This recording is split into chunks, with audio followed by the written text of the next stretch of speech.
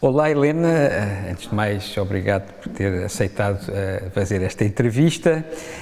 Eu começo sempre com a mesma pergunta, que é, se tivesse um mandamento para a sociedade contemporânea, se fosse o Moisés, qual é que era o mandamento? Não é preciso que seja um dos 10 mandamentos, pode ser um mandamento seu. O que é que gostava de implementar, se tivesse poder para isso, na sociedade contemporânea? Não gostava de implementar nada, gostava que as pessoas tivessem mais. Eu acho que isto é o fundamental da nossa vida. Os grandes erros não é muitas vezes aquilo que nós dizemos sim, é aquilo que não tivemos coragem de dizer não. E eu acho que seria importante que se parasse mais para pensar. E a que é que dizia que não, definitivamente? Ao que é que dizia que não? Ao medo da liberdade. Faz-me imensa impressão as pessoas terem medo da liberdade. As pessoas acharem que têm de pensar como os outros pensam. Que é horrível não estar de acordo com a totalidade. Não estar alinhado com o pensamento dominante. Faz-me imensa impressão. Nunca é uma coisa quase física, eu não percebo porque é que isso incomoda. E porquê é que acha que isso é de alguma forma quase genérico nos portugueses? Conta-se aquela história que estão dois portugueses a jantar, vem uma garrafa de vinho, um diz que é muito bom e o outro diz que ainda é melhor. Se tiverem dois ingleses, um diz que é muito bom e o outro diz, é bom, mas olha, talvez aquela casta que não sei o quê. Portanto, há logo uma coisa, o diálogo cria, de alguma maneira, empatia, mas as conversas se calhar levam a mais alguma coisa se houver discussão, não é? Sim, mas o grande problema é que as pessoas estão particularmente viciadas em unanimismos, não é? Parece-me estar neste momento, num momento em que particularmente gostam disso. E não é apenas em Portugal, quer dizer, a facilidade com que se condenam pessoas, com que, não estou a falar dos tribunais, com que não pensei.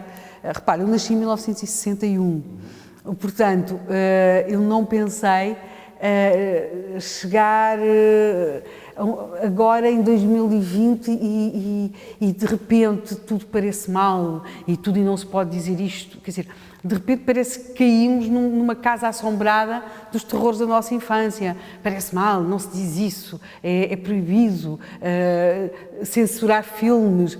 Um filme para se poder candidatar aos Oscars tem de obedecer a determinados parâmetros. Está a discutir se um romance é bom, se mau, porque isto é o pior dos sonhos do neorrealismo, não é? No neorrealismo ainda eram os camponeses e os operários a revoltarem-se.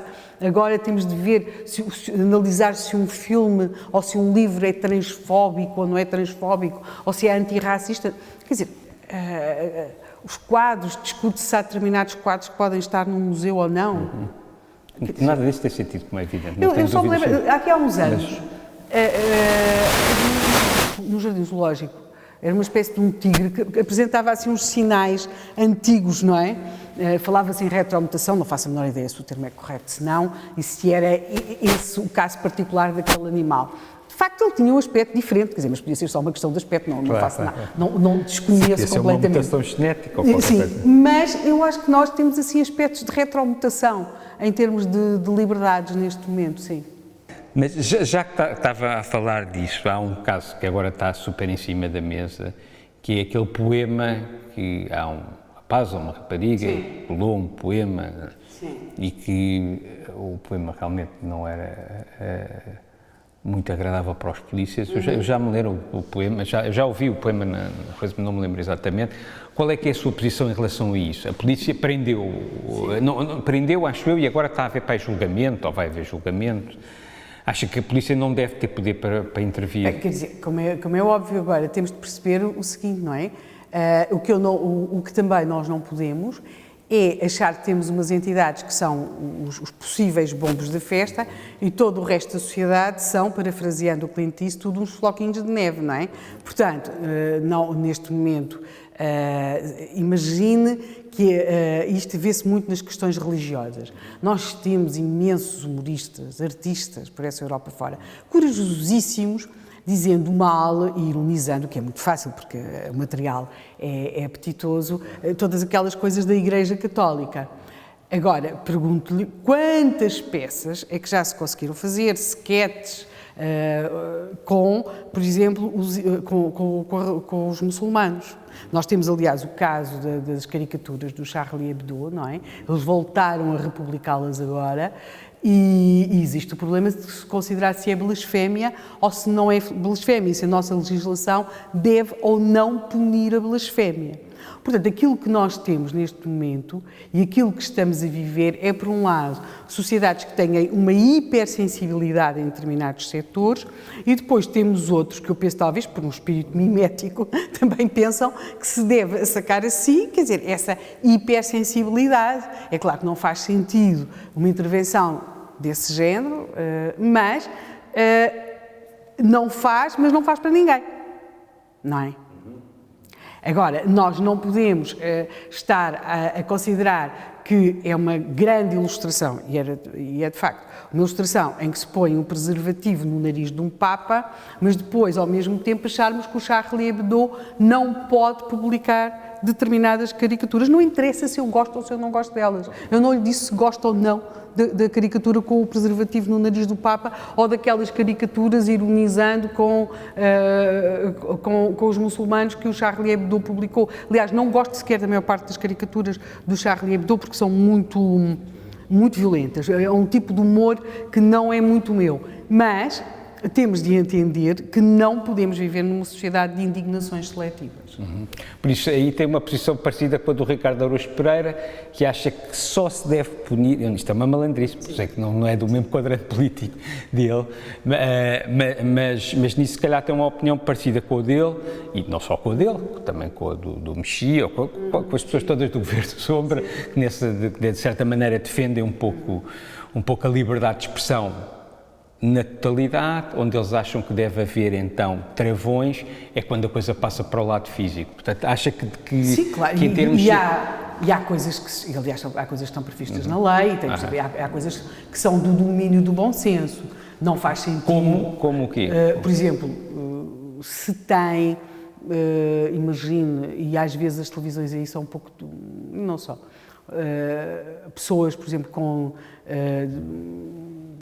problemas mentais.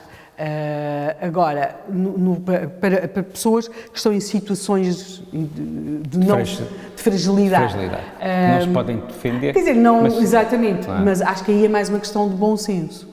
Porque em relação ao resto, quer dizer, os tribunais estão aí, as pessoas se sentem ofendidas, têm o legítimo direito de apresentar as suas queixas. Mas se não houver leis que as protegem, não funciona. Sim, existe toda aquela legislação do direito ao bom nome, do direito ao bom nome. Agora pensa, uma personagem... Mas acha que essa legislação devia existir? Uma personagem pública, uma pessoa quando resolve ser artista, expor-se, ser político, candidatar-se, ter uma notoriedade na sociedade. As pessoas não são obrigadas, não é? Portanto, as pessoas sabem que isso implica um determinado grau de exposição e de corrosão da sua própria... Sim, exatamente, não é? Portanto, mas eu acho que o problema não está aí, não é? O problema aí, eu acho que as pessoas sabem ao que vão, não é? Sim. Mas o problema é quando pessoas que têm acesso à tribuna, para eu, atacam pessoas que não têm acesso à tribuna para responder, não é? Por exemplo, coisas simples, quando um humorista, não é, faz troça e insinua que determinada pessoa que não tem tribuna, não é? Ele condena a pessoa na altura. Sim, mas se a pessoa não tem tribuna, ele também não consegue fazer número. Ou seja, não se consegue fazer um número... Eu não estou a dizer que concordo com isto, estou-lhe a perguntar. Não se consegue fazer um número com uma pessoa praticamente inexistente. Por outro lado, isso também não me parece muito correto, sabe? Durante anos, os humoristas em Portugal gozaram com as casas dos imigrantes, não eram? Eram parolos, eram pirosos. Claro. Havia, não sei Mas eu estou a falar também Sim. disso. Os imigrantes não tinham tribuna. Acho que tem piada. Não tinha Sim, tribuna. havia coisas extraordinárias e os intelectuais adoravam dizer que horror, é casa de imigrante. Mas agora imagine, pode dizer que a casa de imigrante, com estar enfastiado, ou música de imigrante, tu vais cantar para os imigrantes, assim não era? Era assim que diziam, não Sim, era? exatamente. Mas eram os imigrantes com E. Porque se agora eu disser isto, com estar mesmo enfastiado com I, temos aqui um problema, ou não? Amanhã, se eu agora dissesse isto para os imigrantes com I, quando este vídeo fosse para o ar, tínhamos um problema muito sério, não tínhamos? Eu acho que comigo não tínhamos, mas se calhar tínhamos. Mas nós, uma coisa pode estar descansada, seja o que nós dissermos aqui, nós vamos ter sempre problemas, porque as redes sociais estão sempre disponíveis. Mas as redes sociais não inventaram nada, as redes sociais apenas deixam ficar registado aquilo que sempre existiu, Claro, não é? a conversa de café, normal. Não se inventa nada nessa matéria, também não As acho. pessoas sempre, sim. Aliás, é muito, eu acho, uma das coisas mais extraordinárias, esta ideia de que agora é preciso controlar as redes sociais. Eu percebo politicamente porque é que se quer fazer isso, mas esta ideia de que as redes sociais vieram inventar algo, de que há que é possível destruir uma pessoa, que antigamente isso não acontecia de modo algum. Eu até recordo que o PCP, coitado, ali em 75 até fez um slogan que era o boato é a arma da reação, não é? Porque de facto havia aquela coisa do Não boato. sabia desse slogan, Sim, é maravilhoso. E, por exemplo, nós nos anos 80, e já despolitizando a coisa, havia boatos sucessivos e que podem ter destruído ou podem ter afetado muito a vida das pessoas que nem sequer tinham meio de se defender. Porque como oficialmente não se falava do assunto, o assunto não existia. Sim, era de boca a boca. Sim. Tu sabes que não sei Sim. quem, não sei... Eu dou-lhe um exemplo.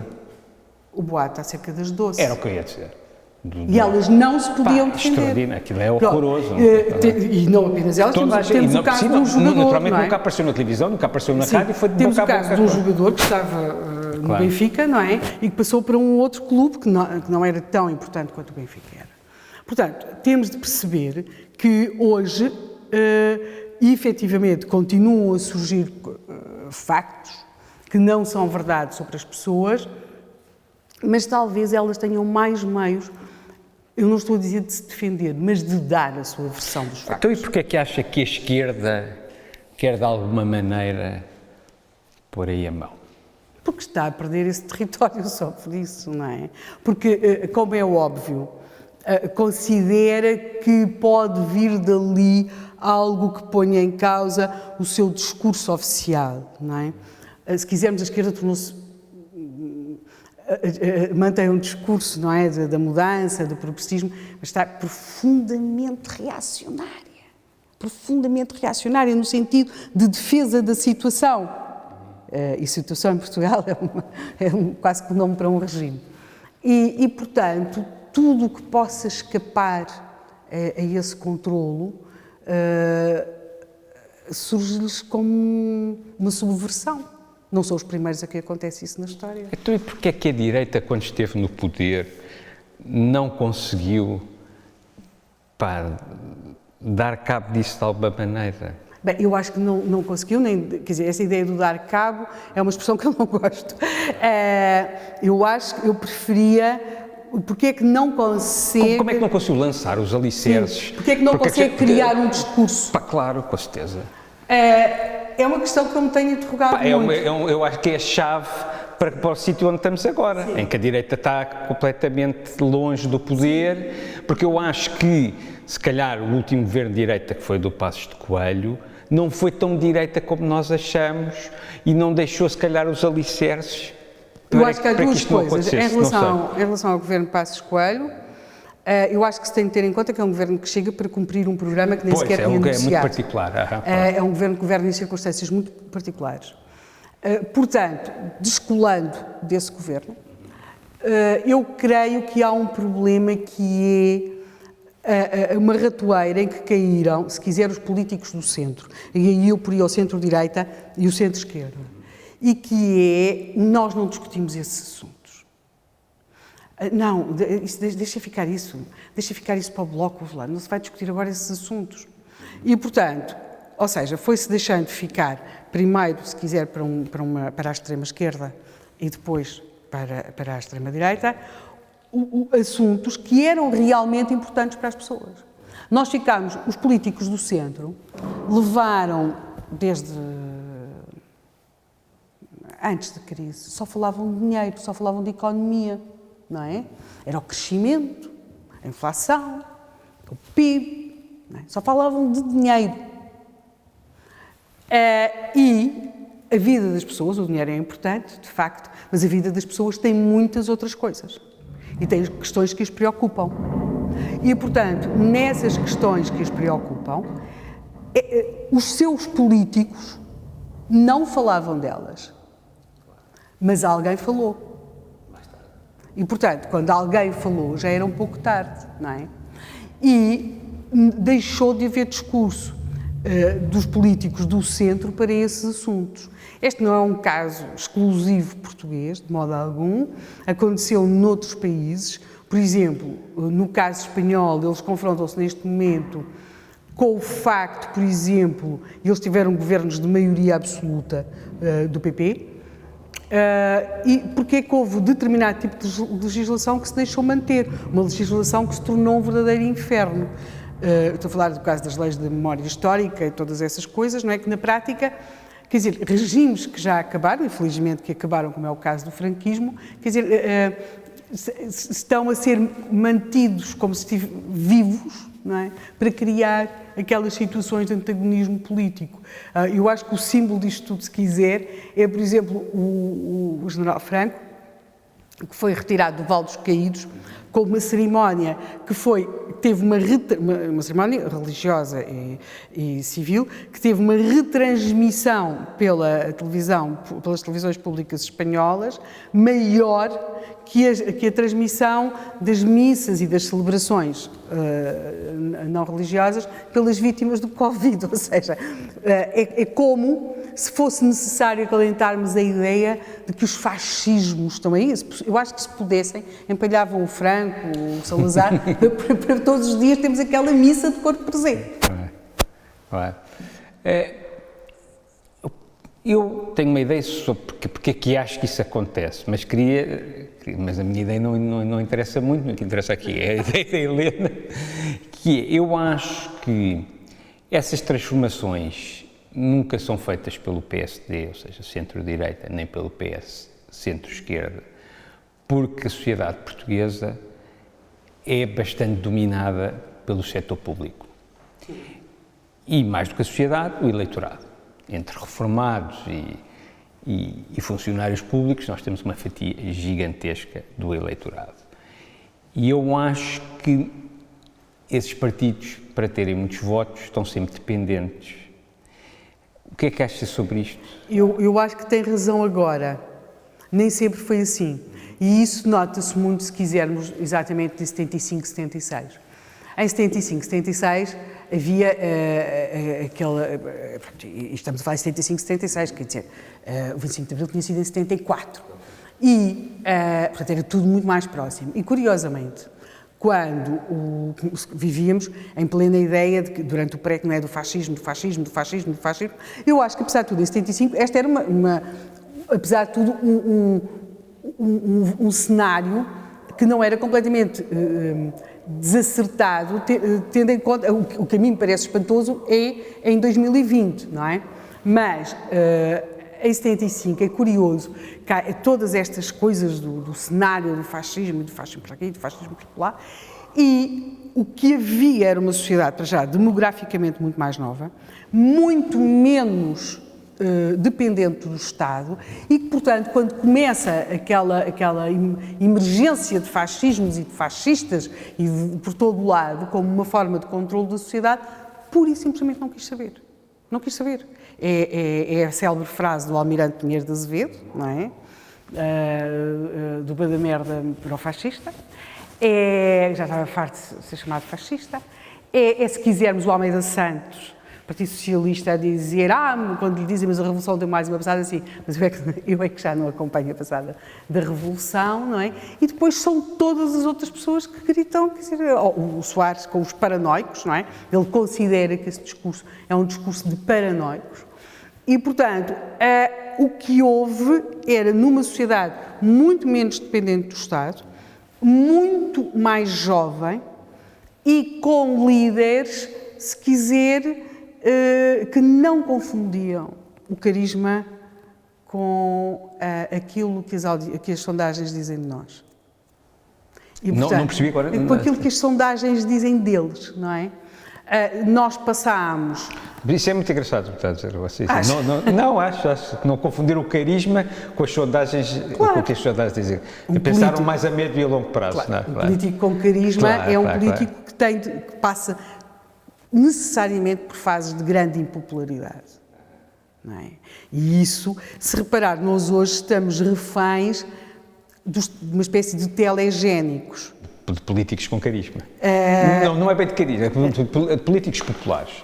Ou seja, eles nem são populares no sentido em que, por exemplo, quando se vê aquilo que foi a adesão popular aos generalianos, que é a pessoa que imaginará mais difícil de transformar num produto político, não é?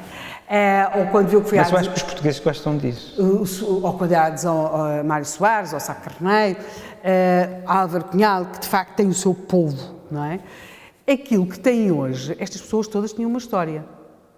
Nós podemos apoiar uns, não apoiar outros, calculará que eu me revejo mais nos do que noutros, mas estas pessoas tinham uma história e alguns tinham tomado decisões muito difíceis na sua vida em função daquilo que eram as suas convicções e os seus valores. Arriscado mesmo essa vida. Aquilo que tem hoje, eu chamo-lhe a atenção para, por exemplo, as próximas presidenciais. Aquilo que tem hoje na corrida são pessoas que estão lá porque passaram pelos estúdios de televisão. Portanto, nós começámos, se quiser, isto é algo que começa um pouco, talvez o primeiro político que nós tivemos desta fornada foi José Sócrates, que é um produto televisivo, ele tinha sido um ministro do Ambiente, numa altura em que se achava que os ministros do Ambiente eram assim tudo muito fofinho, muito bonito e tal, mas pronto, disse o ministro do Ambiente, depois ganha as eleições, e é alguém que tinha começado a debater com Santana Lopes. E, a partir daí, E depois vai a votos com o Santana Lopes, não é? Mas repare, depois, neste momento, se nós falarmos, por exemplo, do atual Presidente da República, ele é Presidente da República porque fez comentário na TVI, ele, aliás, creio que nunca deixou de fazer, ou seja, foi eleito e continuou nessas funções. Depois tem a pessoa que também se apresentou como candidato, o André Ventura, como é que se tornou conhecido? Futebol. Sim, comentador desportivo. Comentador na televisão. Na televisão, na CMTV. E depois tem a Ana Gomes e a Marisa Matias, que se mantêm como possíveis candidatas. Porquê? Sobretudo a Ana Gomes, porque foi comentadora televisiva. Então, realmente, o único que a gente pode votar é o do PCP. Porque é o único que não conseguiu, é o único que fez a sua carreira de uma maneira impecável. Isso que diz é muito interessante, que é o candidato do PCP e o candidato da Iniciativa Liberal... É o João Ferreira, não o do PCP. E o candidato da Iniciativa Liberal são praticamente excluídos quando se fala destas candidaturas. E porquê? Porque eles não estão na televisão. As candidaturas de que existem e de que se fala são as candidaturas televisivas. Portanto, eu creio que... Não acha que isso, sei lá, agora estava-me a lembrar do Kennedy e do Johnson. O Kennedy era um tipo bonito, jovem, na rádio passava mal, na televisão passava bem. Sim. Pronto, de famílias ricas, pronto. Não. O Johnson... não era propriamente bonito, não era assim um tipo carismático e não sei o quê, mas se calhar o Johnson foi muito mais importante já nessa altura, em termos de direitos humanos e de mais coisas, não é? Depois corre-lhe mal por causa do Vietnã, mas já nessa altura, não é? O Johnson acaba por ser presidente, porque o Kennedy morre. Sim, mas não é apenas isso. Repare que em Portugal nós temos uma questão que é os políticos e os ex-políticos transformam-se em comentadores de televisão. Não é? Portanto, tem, quando, por exemplo, o nome Marques Mendes surge como um possível presidenciável daqui por uns anos, é porquê? Porque está a fazer comentário televisivo. Claro. Aquilo que temos aqui, sei lá, se passar para a França, para a Inglaterra, para a Espanha, não encontra os anteriores políticos. O Boris Johnson era jornalista, sim, foi presidente da Câmara. Era jornalista e chegou lá, não é? Chegou lá. Mas agora, o que eu lhe estou a perguntar é se o Blair, por acaso, está sentado em algum estúdio de televisão a fazer comentário. Pois, não.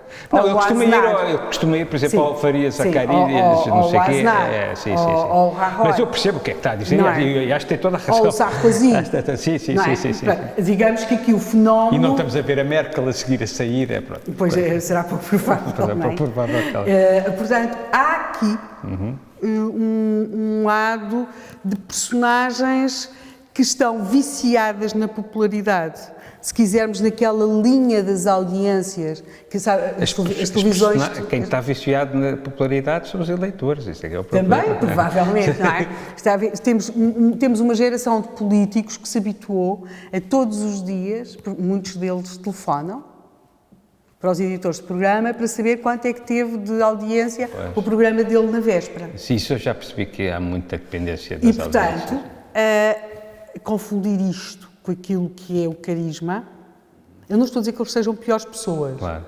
Então, uma pergunta que não está minimamente no guião, aliás, está a ser super divertido, porque eu ainda não olhei para o guião da entrevista, Bem, é evidente que muitas das coisas que falámos estão no guião, mas não olhei. Acha que o Almeida Santos e o Mário Soares, se voltassem aos vivos, estariam contra o que está a passar? Ninguém volta aos vivos. Essa é a mesma questão do salazarismo ou outras coisas. Os políticos têm o seu tempo.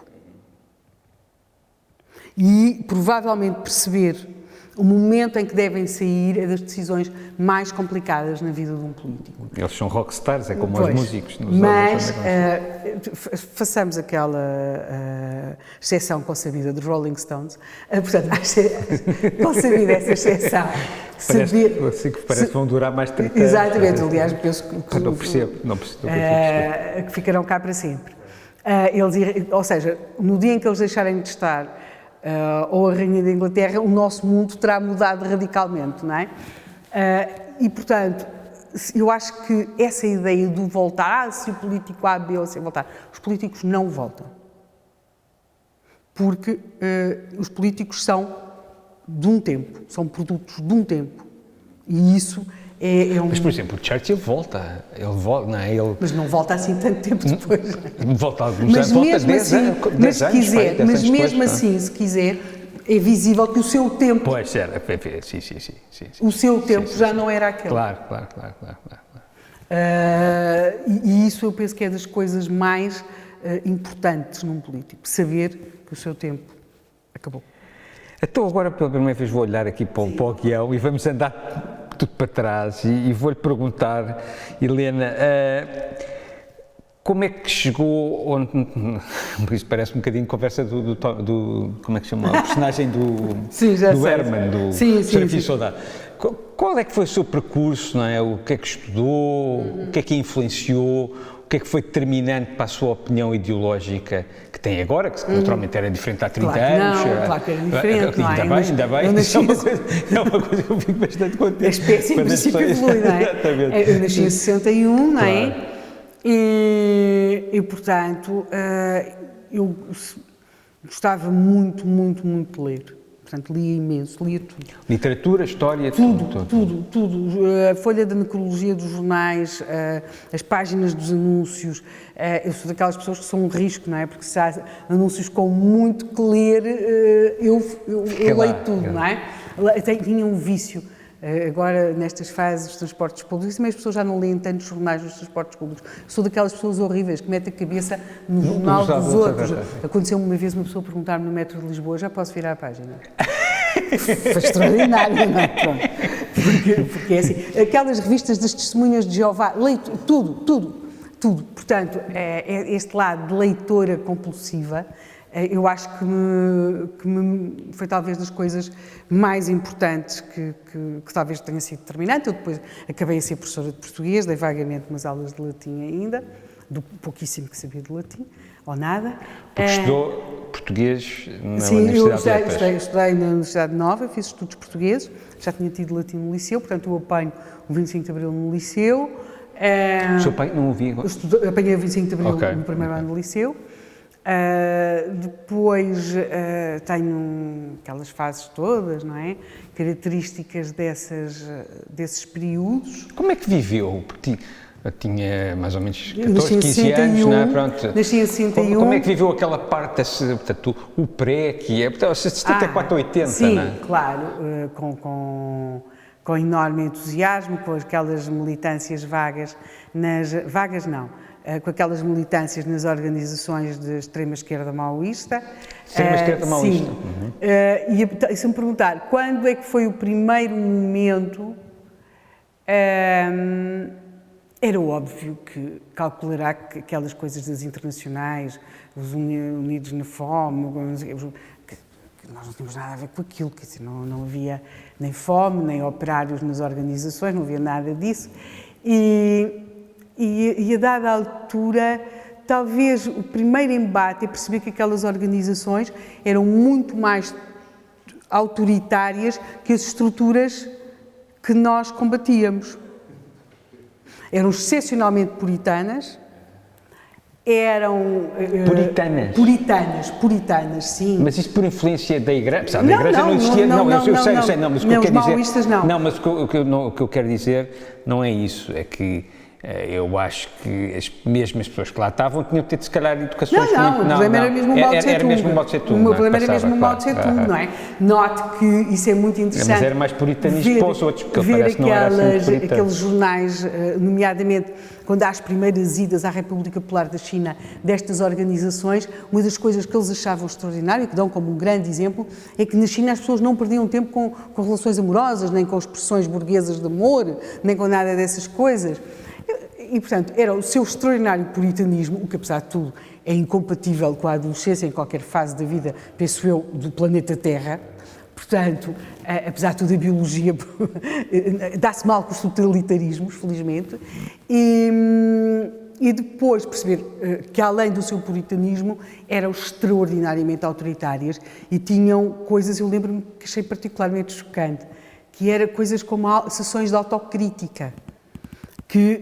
Uma coisa de vergastar. Sim, aquelas pessoas penalizavam-se ali, quer dizer, mas no Opus Dei seriam maiores adultos que escolhiam estar lá, não é? Bem, nós ali também éramos adolescentes. Ali também eram adolescentes. Sim, eu era adolescente, não é? Portanto, tudo aquilo começaram a aparecer uns rituais um pouco, muito estranhos. E se quer que lhe diga, aquelas coisas da horta. Depois havia coisas. E depois é óbvio que as pessoas liam, havia revistas, havia jornais, a pessoa tinha notícias, quer dizer, aquelas coisas, por exemplo, dos soviéticos, do dar como loucos as pessoas que não concordavam com o sistema, os internamentos psiquiátricos, todas essas coisas começaram a aparecer. Começam, de alguma forma, isto é tudo muito rápido, porque quando nós temos 14, 15 anos, é tudo muito rápido, portanto, até perceber que tudo aquilo era quase uma seita, não é? E como é que, então, sai da seita? Sim, as pessoas, como sai de tudo, quer dizer, estamos a ver, vamos lá perceber uma coisa. Mas não há um rompimento, não há uma revolução. Estamos no pós-25 de Abril, nada disto tem consequências, estamos a falar entre adolescentes, não estamos a falar do grau de envolvimento que adultos tiveram nestas organizações antes do 25 de Abril, portanto, são experiências completamente diferentes, tudo isto são experiências da Avenida de Roma. Não é? Portanto... Como é que se chama? Vavá? Sim, do Liceu Dona Leonor, não é? Portanto, tudo isto é... O Liceu Dona Leonor estava politizadíssimo nessa altura. Estava tudo politizadíssimo. Tudo politizadíssimo, não é? Portanto, é tudo muito rápido, porque é tudo muito rápido nessa idade, não é? E depois como é que evolui para o jornalismo? Eu tornei professora de português. Eu gostei imenso de dar aulas. Não sei se dei bem, se dei mal, mas gostei muito. Aulas de português no liceu? Português, sim. Em que liceu? Só porque fiz toda a ronda da periferia de Lisboa, dos professores do mini concurso, porque, claro, os professores efetivos deixavam ficar para os inexperientes do mini-concurso aquelas turmas mais complicadas, os horários mais difíceis. Portanto, eu comecei em Santa Maria Sintra, estive em Alenquer, estive na da Maia, até que finalmente cheguei a Lisboa, e quando cheguei a Lisboa depois saí. Fiz estágio ainda, e depois achei que gostava de escrever, que queria escrever. Talvez uma visão um bocado romântica do assunto, não é? Queria escrever livros ou queria fazer jornalismo? Queria fazer, eu achava que queria fazer jornalismo, mas também tinha a forte esperança de vir a conseguir fazer livros, não é? Porque as pessoas aos 20 e não sei quantos anos têm, felizmente, algumas delas pelo menos, uma extraordinária fé em si mesmas. Claro. Quando é que sai o seu primeiro livro? Isso aí pronto, depois fui para as redações e há uma altura em que também percebo, gostei muito de escrever e tudo isso, mas que queria fazer outras coisas, não é? E portanto, tomei uma das decisões que acho que foi muito determinante na minha vida, que foi despedir-me. E portanto passar a trabalhar por conta própria, o que é complicado. E também porque queria escrever um livro e não achei que conseguisse escrever um livro estando a trabalhar numa redação. Porquê é que quis escrever dois livros sobre o Salazar? Porque eu gosto imenso dos fenómenos da propaganda. A propaganda no sentido político do termo. E de facto, o Salazar de 28 a 38 é alguém que, numa primeira fase, consegue criar a sua própria forma de comunicação e depois vai ser concebido uma máquina de propaganda, à escala portuguesa, mas muito eficiente. E depois a própria figura, como se conseguiu adequar a sua personalidade à necessidade de comunicar. Porque era óbvio que ele precisava de comunicar, não é? Porque é um civil, note-se que estava numa ditadura militar, ele é um civil que os militares achavam que tinham ido buscar para resolver ali um problema das finanças e, portanto, tudo isto implica uma grande capacidade de comunicação e o que é mais extraordinário é que, sendo concebida por alguém que conseguiu sempre deixar no imaginário dos portugueses o contrário. Não é nada verdade. Não é nada verdade. Como ele desde o princípio que monta, quer dizer, no princípio é o seu gabinete, mas, por exemplo, faz coisas que para a época são muito modernas. Faz chegar aquilo que para nós hoje é normal, são aqueles gráficos circulares aos jornais, responde, dá entrevistas. Os jornalistas vão à casa da família lá em cima, quando ele lá está de férias. Portanto, é alguém que expõe mesmo muito da sua vida. Aliás, expôs a sua privacidade mais tarde naquelas célebres entrevistas com a Garnier e as fotografias. Portanto, há ali um lado de mostrar. É um homem muito novo na época, não é? Ele tinha que idade quando chegou ao poder? O governo era novíssimo. Eles eram todos novíssimos. Aliás, eles chamavam aos republicanos a velhada. A velhada, ok. Portanto, era um mundo... Era ao contrário. Era um mundo ao contrário. Claro. Portanto, depois beneficiam muito das grandes revistas fotográficas, que vão começar a aparecer as revistas com as fotografias, portanto, o preto e branco, tudo aquilo, não é? Um grafismo muito apurado e, portanto, há ali uma comunicação e por isso eu achei isso fascinante. Eu gosto muito dos fenómenos de comunicação, seja o comunicar, seja o optar por não comunicar. Por exemplo, daí que a fase seguinte que eu investiguei e que gostei muito e que tem muito material e que espero conseguir fazer alguma coisa de interessante, é como é que não se explicou o que estava a acontecer em 74, 75, com a chegada a Portugal das pessoas que ficaram conhecidas como retornados, que em si mesmo é uma expressão falaciosa, porque eles não retornavam nada, muitos deles nem nunca cá tinham estado. E havia aquela ideia, à época, de que o lugar natural dos brancos era na Europa e o lugar natural dos negros era em África, se quiser, é o slogan do África para os africanos. E daí que Portugal, por exemplo, tenha levado à prática em 74, algo que depois, quando surgiu noutros contextos, muitos anos depois, noutros países, foi apresentado como racista e colonial, que são os voos para devolver as pessoas ao seu território. Portugal vai, em 1974, muito antes das independências, devolver os cabo-verdianos que trabalhavam aqui na construção civil àquele que se considerava ser o seu território natural, que era Cabo Verde. É claro que muitos deles aproveitaram para ir a Cabo Verde ver a família, apanhar outro voo, e muitos deles vão nessa altura depois para a Holanda. E outros voltaram para cá. E o governo nessa altura era dominado por quem? Estamos a falar final de 64, Spínola, Costa Gomes, Vasco Gonçalves. Ok, voltando ao Salazar, estava-me a dizer, não é, que ele, e os seus livros são muito acerca disso, que ele tinha uma máquina de propaganda e que fabricou, uma maquineta, o que quiser, ou pelo menos tinha a preocupação. Tinha a preocupação. Sim. Claro, e depois vai ser montado o SPN, com o António Ferro. Pronto, e é de tal maneira bem feito, não é? Nem que seja por defeito, não é? Porque às vezes as coisas são bem feitas porque são feitas por defeito, que nós hoje em dia, a ideia que nós temos do Salazar é que era um tipo que não gostava de comunicação, queria trabalhar, não sei. Até que ponto é que isso era verdade? Não ele é era verdade. assim tão poupado, não é verdade. Ele gostava assim tanto de trabalhar, a imagem, ele potenciou a imagem ou a imagem é uma mentira? Por comparação, a vida de um político naquela época, e note-se que ele tem um período muito longo à frente do governo, não é? Portanto, as coisas também mudam. Era uma vida muito mais calma do que aquilo que é hoje. Eu não estou a dizer que as pessoas não se confrontassem com questões, e claro, a época, como sabe, houve questões muito complicadas, mas isso é uma das coisas que nós vemos, mesmo quando vemos a República, o Estado Novo, esta correria para todo o lado era alguma coisa a que os políticos da época estavam poupados, eles não sentiam qualquer necessidade, e não estou apenas a falar do governo de Salazar. Outros governos, quer antes dele, quer noutros países, viam um acidente e não iam a correr para lá, nem pouco mais ou menos, não é? Esta ideia de ter de ir, ter de falar, ter de dizer alguma coisa, esta pressão não existia. Agora, ele é uma pessoa que tem a perfeita noção que tem de comunicar, e comunica.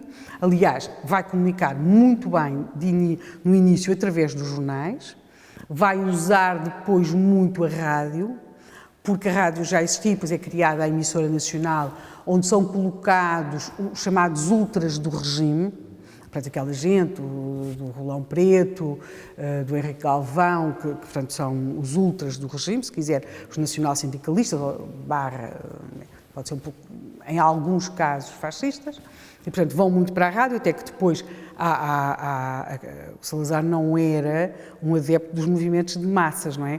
Porque os movimentos de massas, sejam eles quais foram, há um momento em que podem passar para o outro lado, e portanto, digamos que essa ala acaba por ser ilegalizada, uns ficam em Portugal, outros até vão para a Espanha, outros acabam por ir engrossar um jornal próximo do regime, que é o Diário da Manhã, ficam também na emissora nacional. Ele vai usar isso muito bem. O Salazar já não é um homem da televisão.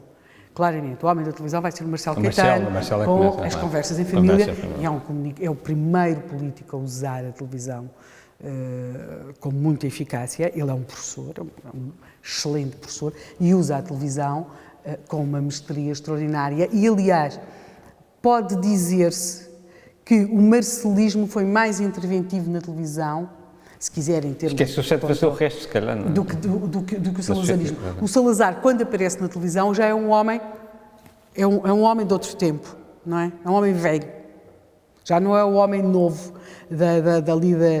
dos jornais em 1928, 1930, 32, 34, do século ilustrado, aquelas capas portanto, já não, do Notícias Ilustrado, perdão. Já não é o homem desse... Ele, na televisão, já foi sempre um homem velho. Marcelo Caetano é o homem que comunica na televisão, comunica de facto, com uma mestria extraordinária. Quando refere o que é que o Marcelo Caetano, é assim, tem um problema. Uma guerra depende dos militares, não é? Portanto, o regime vai se tornando paulatinamente mais dependente dos militares. Existe uma consciência dentro do próprio regime, de que os territórios africanos têm de, digamos, de alguma forma, controlar ou dar uma palavra sobre o seu destino, mas o próprio regime, ao ter uma natureza não democrática, impede a solução do problema do ultramar. Portanto, a solução do ultramar era obviamente política, porque militarmente a situação, à exceção da Guiné, a situação estava mais ou menos controlada. E acha que o Marcelo, na altura, tinha algum medo que os militares, de alguma forma, quisessem se transformar em Napoleões e tomassem o poder? Foi o que acabou por acontecer, mas depois... Bem, mas ele tinha a noção disso. Tinha a noção. A partir de determinada altura tinha a noção. Eu também penso que a partir de determinada altura ele é uma pessoa imbuída por uma espécie de sentimento de tragédia. Não é? Sentimento de tragédia. Sim. Note que isto, em termos políticos e em termos pessoais, porque a morte da mulher, que nós poderíamos pensar que tinha sido uma libertação, acabou por acentuar nele, se quiser, uma certa misantropia. E é óbvio que também não era preciso ser uma grande argúcia política para perceber que os militares podiam ter essa tentação. Mas também há que acrescentar, Marcelo Caetano foi um brilhante professor de Direito Administrativo. E um brilhante professor de Direito Administrativo é a pior pessoa que se pode convidar para fazer a transição de um regime, porque eles não podem ir contra a sua própria obra, não é? Portanto, não é, se nós queremos que alguém, ou se as pessoas que acreditaram que podia haver uma mudança do regime por dentro, independentemente da confiança que podiam ter ou não no professor Marcelo Caetano, há aqui um grande problema, é que ninguém vai, não se pode pedir a um professor de Direito Administrativo que faça uma revolução contra si mesmo. Não é? Como estudou muito a comunicação em política, e nomeadamente durante o período do Estado Novo, como é que vê a comunicação em política na contemporaneidade? E aí podemos ir a dois casos específicos e de polos completamente, não é completamente opostos, porque eu não acho que o centro-esquerda e o centro-direita sejam tão diferentes assim em Portugal. Acho que as coisas estão a tornar-se cada vez mais tribalizadas, mas as pessoas às vezes não têm, eu acho que a conversa, é as televisões, é uma série de coisas. Mas pronto, mas não é sobre o que eu estou a falar agora. O que eu estava a falar agora é estratégia de comunicação Pedro Passos Coelho, estratégia de comunicação António Costa.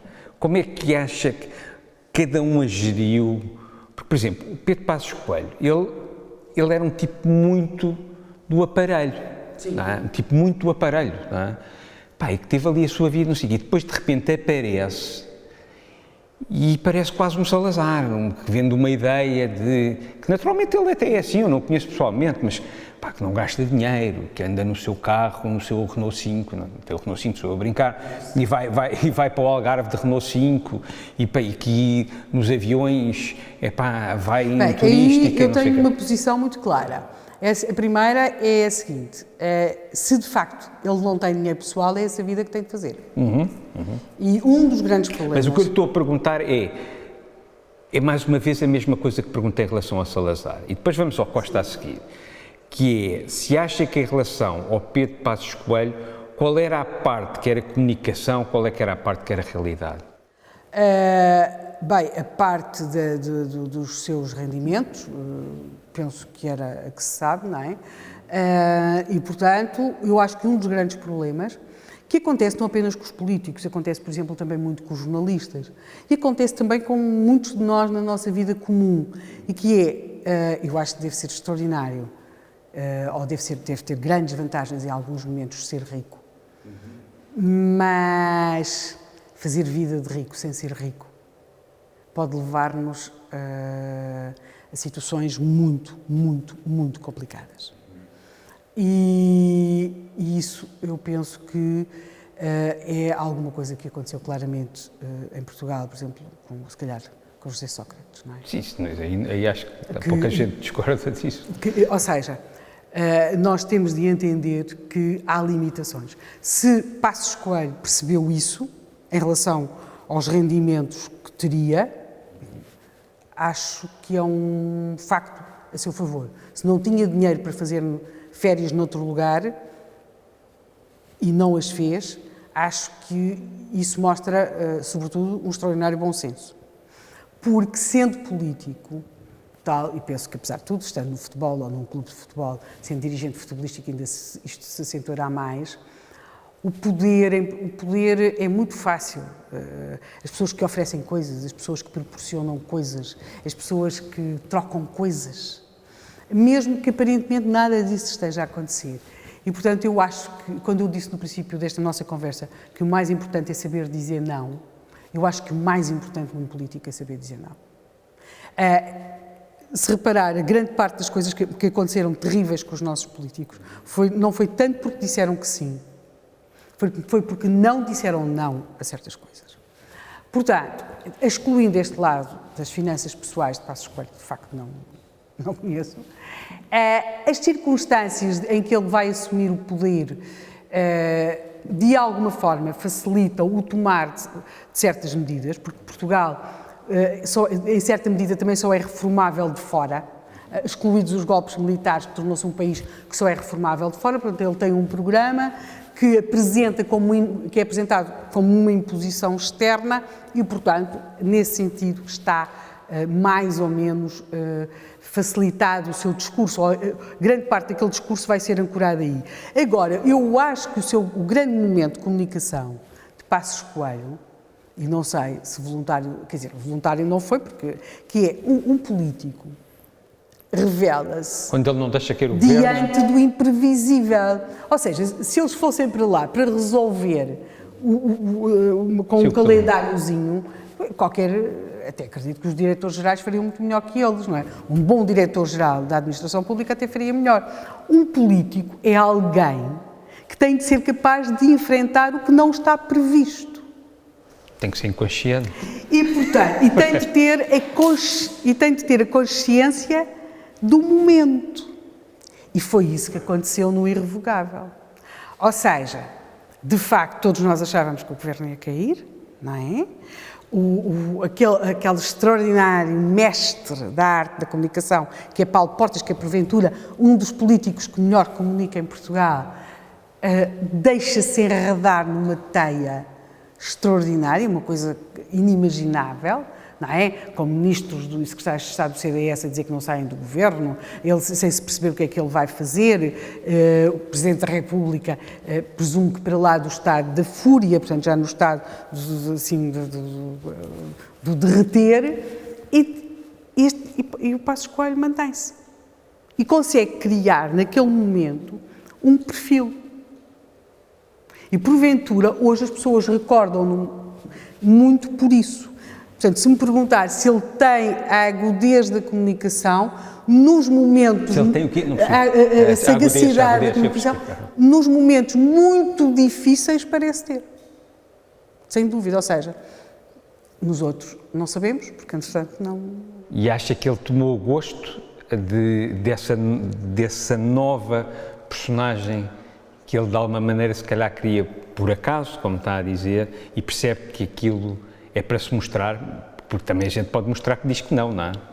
Eu acho que ele fez uma campanha... Eu acho que aquilo é consciente, eu acho que a partir de certa maneira, toda a postura dele passa por isso, eu acho que aquilo é consciente. Não estou a dizer se ele tinha pessoas que o aconselhavam... Mas é assim, há aqui uma coisa, não vale a pena a um político tentar fazer de si o que não é.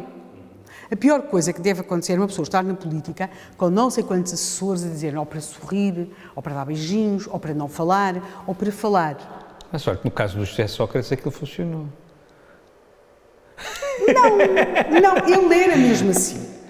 Ele era mesmo assim, mas ele conseguiu que os portugueses, praticamente enganar quase todos os portugueses. Bem, mas isso é uma outra coisa. Eu estou a falar em termos de comunicação política. Tá. Em termos de comunicação política, ele comunicava como achava. Mesmo aquelas aparentes zangas, aparentes não, eram zangas genuínas. Um político, para funcionar, tem de ser genuíno. Não pode pedir ao professor Cavaco Silva que ria. Não é? Contudo, ele criou uma forma de comunicação muito eficaz com os portugueses, que é a dele. Se é um político de longo curso, tem de ser capaz de comunicar como é. Não é? Há coisas que podem ser limadas, acentuadas, às vezes até são acentuadas, quer dizer, se à partida, se perguntar uma campanha, imagine-se Mário Soares a fazer campanha daquela maneira, se calhar não vai funcionar, não funcionava, na medida em que era genuíno, mesma coisa que o Cavaco Silva, são completamente diferentes. Claro. Mas são genuínos. Sim, é impressionante, aquela história, é impressionante como é que a América elege o Trump e o Obama, ou Portugal elege o Cavaco e o Soares, não é? Sim. Pá, isso mostra que as Comunicaram, têm de ser capazes de comunicar. Não, eu presumo, já tenho a forte convicção que não deve ser nada fácil ser político, com o que isso implica de um grau de exposição.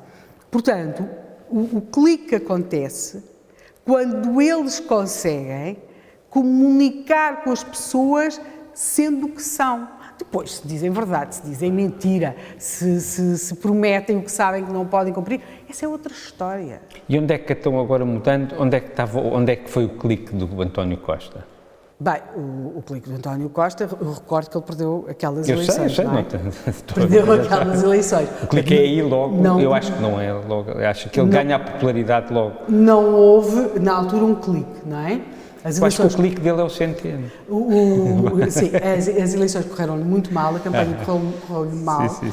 Ele é um político que se dá melhor Na adversidade. em espaços de poder, na cenografia do governo, se quiser, do que em campanha de rua. As campanhas de rua, em geral, correm-lhe mal, não é? Podem correr bem a pessoas inesperadas. Como era o caso de Cavaco Silva, ou o caso do Passos Coelho, ou o caso de Mário Soares, que Mário Soares gostava. Assim, quanto mais cansados os outros estavam, mais ele gostava, não é? E pode pensar o que é que fazia um burguês lisboeta a fazer campanha no meio da Beira Baixa, mas ele gostava daquilo, não é? E é essa capacidade de criar um canal de comunicação que pode funcionar. Eu acho que em relação e depois temos, é óbvio, não é? Como se sabe, eu tenho uma visão muito crítica do desempenho do atual Presidente da República, o professor Marcelo Rebelo de Sousa, mas comunica, é um comunicador nato e transversal socialmente, porque não é fácil uma pessoa conseguir ter interlocutores em todos os grupos sociais, em todo o país. Portanto, há ali uma capacidade de comunicação num momento. Em relação ao atual Primeiro-Ministro, eu acho que o seu local de comunicação é mesmo o espaço de Primeiro-Ministro, o espaço de poder. Ele foi sempre, se quisermos, visto e foi muito protegido pela comunicação social, porque era visto como alternativa a José Sócrates, e geralmente estas segundas figuras dos partidos, nós só os conhecemos verdadeiramente quando eles passam a primeiras e deixam de ter aquele filtro edulcorante. E quando é que acha que foi o clique, quando é que acha que ele ganhou os portugueses? Porque ele ganhou os portugueses não. Ele ganhou os portugueses quando disse a expressão contas certas. Então, é o Centeno. Mas o Centeno só... Não, o Centeno só consegue não ia. governar de alguma maneira economicamente mais à direita e com o apoio da esquerda. Eu não penso que ele tenha governado economicamente mais à direita nem mais à esquerda. Ele governou, não é, em função daquilo que referiu, que é o aparelho de Estado, não é? Se quisermos, não acho que seja uma questão de esquerda-direita, é uma questão de estatismo. Vamos mudar aqui de assunto. Como é que vê... é mesmo um salto grande agora, mas como é que vê a aproximação que a direita fez nos últimos tempos à extrema-direita, quando o Rio equaciona o ligar-se com o Chega? Como é que vê este movimento político, este gesto? E porquê é que diz que o Chega é de extrema-direita? Eu acho que é populista. Pode estar errado, mas então podemos começar por esta. Então vamos começar por exatamente. É um movimento populista. Vamos começar exatamente por aí, para depois irmos à segunda parte. Acho que é um movimento. Como é que vê o Chega? Exatamente. É um movimento populista. De alguém que precisa. Um populista oportunista. E muito oportunista. Objetivamente. Claro. Tem de perceber que tem de fazer, sobretudo agora que está excluído do espaço televisivo, tem de fazer uma declaração bombástica todas as semanas para continuar a alimentar o fio das notícias. E portanto, percebe quais é que são as questões que estão de fora e que alguém tem de pegar e que são importantes, porque estão na vida das pessoas, E, portanto, não... E porquê é que não acha que o Chega é de extrema-direita? Bem, a extrema-direita implica um projeto de mudança de sociedade, mudança de... Mas não acha que todos os democracia. partidos de extrema-direita, quando aparecem, não mostram isso? E depois, quando chegam ao poder, ou perto do poder... Em geral, esta gente de extrema-direita ou de extrema-esquerda nunca mente. As pessoas é que querem acreditar que eles são outra coisa. Isso é Acha isso? Acho isso, por exemplo, em relação também à extrema-esquerda. E aliás, não vejo os fenómenos dissociados, não é? A extrema-direita, tal como a extrema-esquerda, são muito frequentemente muito claros no seu tipo de discurso. Não creio que aquilo que nós temos aqui são diferentes populismos, quer de direita, quer de esquerda, que fazem discursos que sabem mais ou menos insustentáveis. Quer dizer, o discurso, se me perguntar, o discurso do Bloco ou do PC sobre a economia é absolutamente insustentável. Quer dizer, exatamente, a pergunta a seguir é exatamente são essa. São populismos. Qual é a diferença entre o Chega e o Bloco e o PC e o PCP? Os seus eleitores saberão, não é? Claro, mas para si, não é? Acho que é perceber, ambos não, temos o Bloco, o PCP é diferente, tem uma força sindical expressiva ainda, que o mantém, é um partido muito envelhecido, mas, se quisermos, são partidos que trabalham para eleitorados, muito mobilizados, e que pegam em questões que sabem que fixam esses eleitorados, que podem até potenciar o seu crescimento. Em geral, falta-lhes uma perspectiva global para as sociedades. Também não estão muito interessados em debater isso, porque sabem que aí entram no terreno escorregadio, por exemplo, das questões europeias, também não ficamos na Europa, das questões de Estado de Direito, e, portanto, trabalham com questões que os outros partidos, por medo do debate ideológico, abandonaram. E acha que... Agora, se quer saber, cansa-me um bocadinho esta coisa de ler todos os dias que o Chega é de extrema-direita e que o Bloco de Esquerda é o Bloco de Esquerda. Claro, então, ou que o PCP... então vamos continuar nessa apesar conversa. de tudo, temos de perceber uma coisa, o PCP defende o Stalin. Pronto, mas eu agora era a pergunta a seguir. As duas perguntas a seguir vão desembocar nisso, que é, uma o Chega acho que nunca defendeu o Hitler, nem nada dessas coisas, não é? Pronto. Portanto, temos de perceber... Se acha que... Porque há muitas pessoas de direita, pelo menos quando se desligam os microfones, que acham que o Chega é uma muito maior ameaça à democracia do que o Bloco ou o PCP. Acha isto também? Não. Acha que é igual? Não é, são coisas completamente diferentes. Não, mas porquê? Quer dizer, eu percebo essas pessoas de direita, porque elas estão muito preocupadas porque são de direita. E o Chega é uma grande ameaça aos equilíbrios da direita. Repare que neste momento, nós naquelas eleições,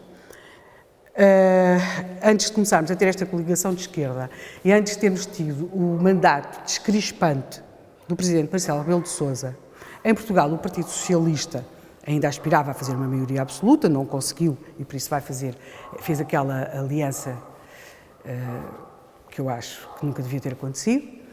E o PSD aspirava a fazer uma maioria absoluta e tinha feito com o CDS.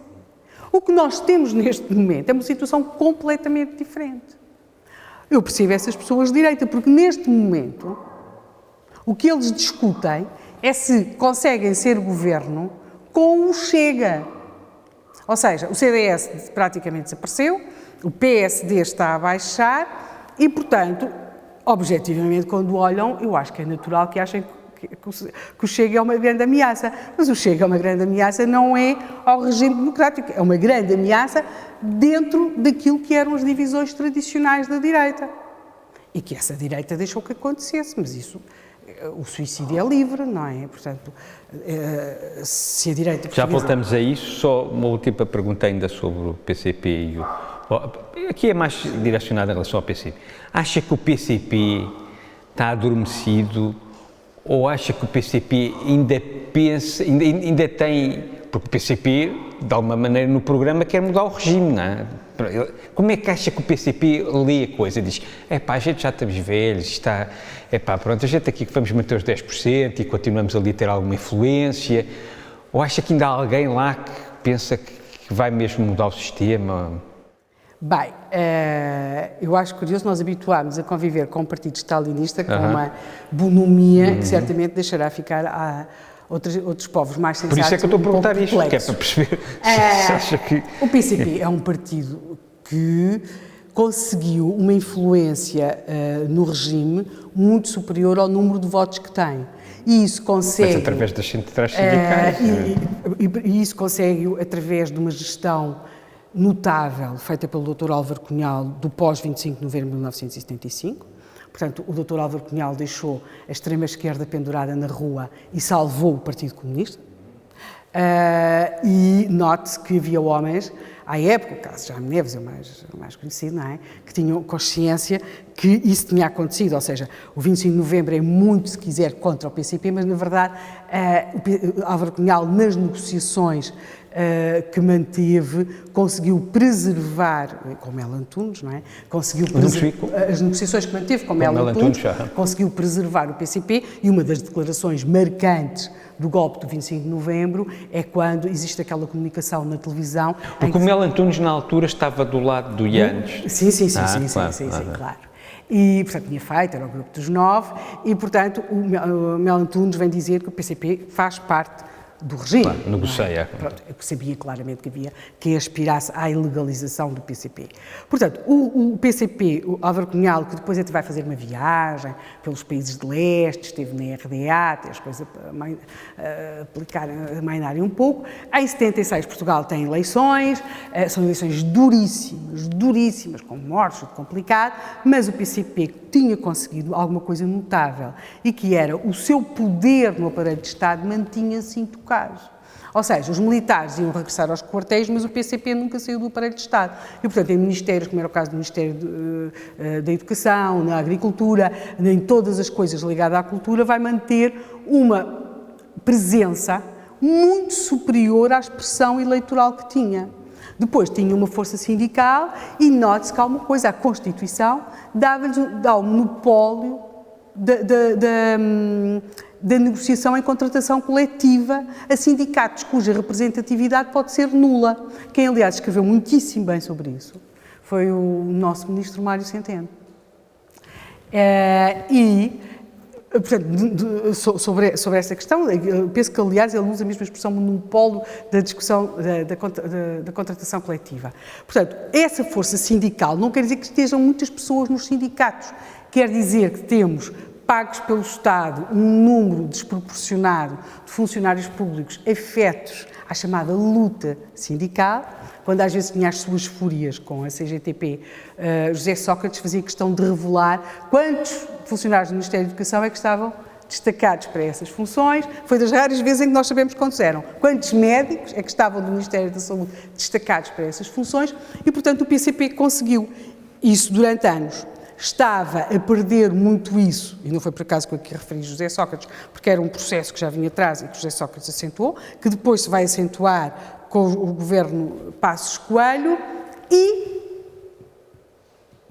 que é ganho novamente com o governo António Costa. Portanto, a influência do PCP cresce muito através da tal concertação, por isso é que passa a vida a dizer mexer nas leis do trabalho. E quando os jornalistas dizem, porque não se pode mexer nas leis do trabalho, Catarina Martins abre assim os olhinhos, que as leis do trabalho.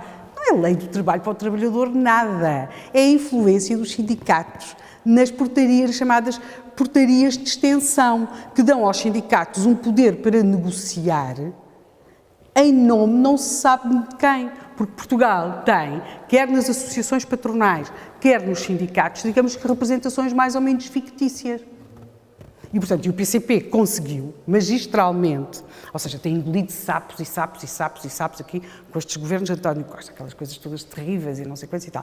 Mas, entretanto, vai fazendo o seu porquinho mielheiro de poder através destas questões, por exemplo, da contratação coletiva, dos transportes públicos, da sua representatividade nessas empresas públicas e, portanto, é aí que está o porquinho mealheiro de poder do Partido Comunista Português.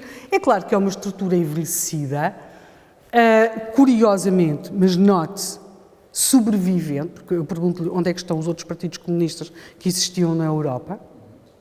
Portanto, o Partido Comunista mantém, por exemplo, nós temos sempre aquelas notícias, o Partido Comunista francês tem de vender a sede, aquelas coisas. O Partido Comunista português é um enorme proprietário imobiliário, por exemplo, não paga em mim, infelizmente, porque os partidos se eximiram assim dessa obrigação fiscal, e tem um pecúlio de poder, de influência, que é muito superior ao número de votos que tem e que vai manter, penso eu, nos próximos anos. Qual é que é a solução para a direita? A coisa está complicada, não? Como é que acho que a coisa foi mal gerida? Como é que pode ser gerida daqui para a frente? Eu tenho ideia que a direita tem tido uma aproximação ao eleitorado sempre muito pela negativa. Eu acho que as pessoas não querem ir atrás disso. Mas queria a sua opinião, mais uma vez. A última aproximação pela positiva, não é? Em Portugal entende-se aproximação pela positiva, irmos atrás de uns sonhos mais ou menos miríficos. Não acho que ser positivo. Eu não acho que ser positivo. Pois, em geral disse que se entende, não é? Percebe o que é que eu estou a dizer? O país não falou 3 vezes por acaso. Claro, mas o que eu estou a dizer é que assim, eu não acho que termos uma aproximação positiva perante a realidade tenha que ser uma coisa fora da realidade. Pois, exatamente. Isto não é obrigatório. Eu acho que o PSD não consegue, se calhar, perceber o problema isso, da aproximação à realidade é que Portugal precisa urgentemente fazer algumas reformas que têm sido adiadas. Eu acho que precisa. E portanto, isso é neste momento, com o peso do Estado, foi o primeiro a referir nesta entrevista, o que achei muito interessante. É prático, Portugal pode estar a correr o risco de se tornar irreformável. Portanto, com uma população muito envelhecida, muito dependente do Estado, os próprios empresários completamente dependentes do Estado, as pessoas não querem ouvir falar de reformas, as pessoas só querem ouvir falar de manter. Isto é um bocado, se quiser, o mesmo beco, aparentemente sem saída, em que estava o marcelismo. A única forma que as pessoas veem é manter a situação. Que, aliás, chamava-se assim o regime, não era? A situação. Exatamente. Sabe-se que um dia a situação vai acabar, só não sabem como nem quando. É como aqueles países que têm, assim, vulcões, sabem que eles um dia entram, não é? Entrar em erupção. Mas há alguma coisa, porque a nossa situação, quer dizer, nós não podemos viver, é absolutamente constrangedor este espetáculo, com aquelas expressões terríveis, da pipa de massa, da bazuca europeia, já estamos a este nível. Repare, Cunhal, Soares, Sá Carneiro, Cavaco, o que é que eles discutiam? O projeto para o país. Podíamos discordar completamente. Agora não, nós só discutimos como é que vamos repartir o dinheiro que a Europa nos vai dar. Eu também acho que há uma falta de projeto. Portanto, o que é que acontece? Baixou-se um bocadinho de escala, não é? Baixou-se em termos de projeto para o país e baixou-se também intelectualmente falando, não é? Porque um país que debate projetos para si, a um país que debate como é que vai repartir o que lhe dão, há aqui uma diferença significativa de qualidade, não só de vida, mas também de pensamento. Portanto, eu não acho que isto seja só um problema de direita ou um problema de esquerda. Isto é um problema... Não, mas em termos estratégicos e políticos da direita, a direita, como é evidente, quer voltar ao poder. E então, o que é que pode fazer? Mas se é para voltar ao poder, e eu não vivo ansiosa porque a direita seja poder. Não, mas eu não estou a falar em relação a si. Sim, estou a falar o que é que acha que a direita... Se é para voltar ao poder, para viver naquele exercício penitencial diário, do pedimos desculpa todos os dias por alguma coisa... Não creio que valha a pena. Ou tem um discurso. Podemos pensar, o Sá Carneiro teve um discurso, Cavaco Silva teve um discurso, o Passos teve a gestão de um programa, que é uma coisa diferente, não é? Portanto, ou existe um projeto, ou então sem projeto, para fazer uma gestão do estatismo vigente, isso acho que é melhor ficar à esquerda que faz isso melhor. E com mais paz social. Mas volta à pergunta que é, mas como é que a direita pode mostrar aos portugueses que consegue ser reformista? está desiludida já? Acha que neste cenário não consegue já? Acha que os portugueses não querem reformismo? Acha que, sinceramente... Eu acho que os portugueses têm, neste momento, medo das reformas. Têm medo das reformas. Agora, querem manter as reformas sim, que recebem. Se me perguntar eu acho que esta situação, uma situação como esta não é passível de ser mantida por muito tempo. É óbvio que, acima de tudo, é preciso que existam líderes que sabem não apenas o projeto que têm para o país, mas que não vivam na ânsia da população. Mas acredita que pode aparecer alguém que tenha um projeto para o país, outra vez? Claro que tem pessoas com projeto para o país, não é? Claro. E que não tenham medo de debater. Porque porque também tem acontecido, é que aquilo que realmente está em causa não é debatido. Ou aquilo que é realmente importante não é debatido. E aqui depois, com um dado que me parece ser muito intranquilizador nesta fase, e que é, nós percebemos como a propósito de uma pandemia, de repente, a sociedade se foi tornando cada vez mais autoritária.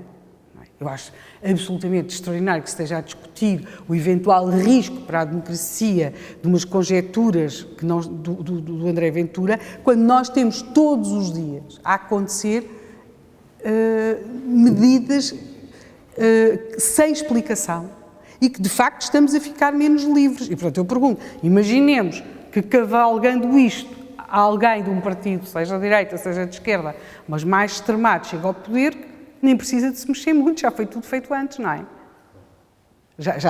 Quer dizer, quando é que nós pensámos ser possível isto? E, portanto, como a partir dos sucessivos estados de emergência, que é alguma coisa que se tem criado na sociedade, era a emergência climática, a emergência dos refugiados, as emergências, a criação da emergência, levou-nos a um estado em que não questionamos as respostas. Porque nós, como a própria expressão quer dizer emergência, tem de sacudir imediatamente. E nós caímos numa ratoeira dos emergentismos. Não é por acaso que nós vemos aquelas figuras mais ou menos defensoras de soluções extremas sempre a defenderem emergências. Eles estão sempre em emergência. Há sempre um cataclismo que vai acontecer. Porque sabem que, se for para acudir ao cataclismo, as pessoas pensam, pronto, agora tem de ser assim, depois se vê. Não. Nós já estamos fartos de ver depois. E, de facto, somos menos livres hoje do que já fomos no passado. Coisas tão simples como o direito do acompanhamento das pessoas nos hospitais neste momento não existe. Nós nunca pensámos que as pessoas de idade ficassem cativas nos lares sem poderem ser vistas, que de repente, sem se perceber porquê, uns comércios abrem, outros fecham, aqui leva-se isto, aqui leva-se aquilo, por aqui pode circular, por ali não, sem que haja uma explicação muito clara para as coisas, porque aquilo que em março era uma falsa sensação de segurança, em junho, em maio é obrigatório, aquilo que em abril não podia ser de maneira nenhuma, em outubro vai ser mesmo, as condições que em março levaram a que se achasse que tínhamos de ficar todos em confinamento, agora antes pelo contrário. Quer dizer, eu não estou a dizer que os governos à partida soubessem como enfrentar uma situação destas. O que eu acho é que os governos estão a gostar demais dos estados de emergência. Então, Helena, podemos ficar por aqui. Eu gostei imenso da entrevista. Foi a primeira pessoa que eu entrevistei que não conhecia e era a que estava mais nervosa, era a entrevista que eu tinha mais medo, mas correu muitíssimo bem. Eu gostei imenso mesmo de ouvir. E pronto, e ficamos por aqui. Eu também gostei muito, aliás, porque estas coisas do confinamento desenvolveram a vontade de falar.